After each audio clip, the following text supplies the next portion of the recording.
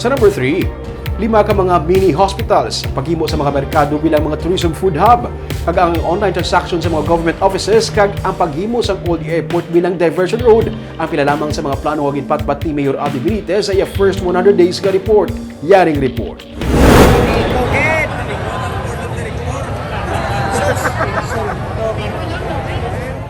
Manugwa na sa stage si Bacolod City Mayor Aldi Benitez ang hinali na lang nag-brownout sa makadali.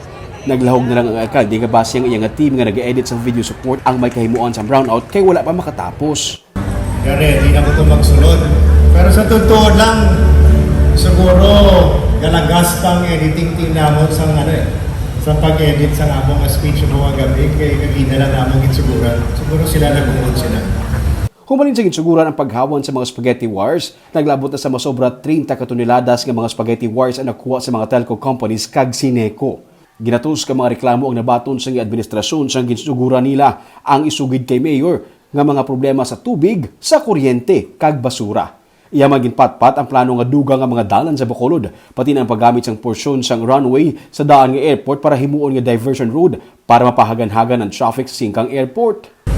To address the traffic along Barangay Singkang, we will be opening a portion of the old runway. In this way, you will be able to have an alternative runway in those parts.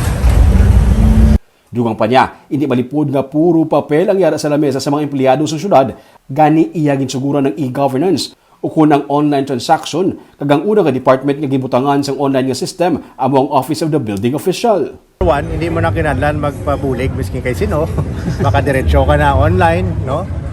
Makita mo kung di nang imong application, no? May tracking system na siya.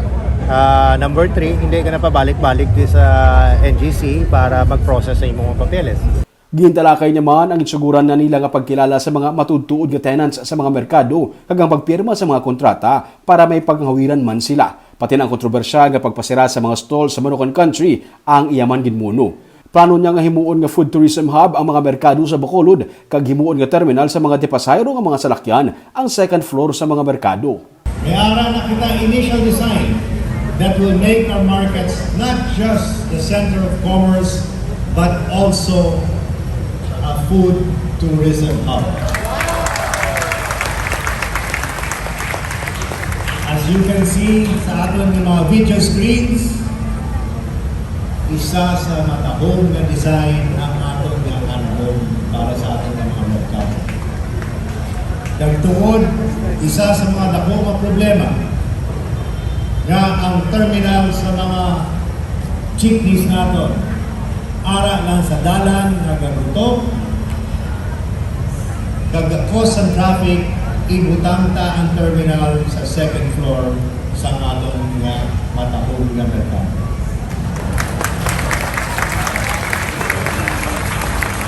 Lima ka mga super health center sa Mini Hospital ang iya ginaplano nga ipatukod sa Vista Alegre, Barangay Kabug, Barangay Mandalagan, Barangay Alhis sa reclamation area.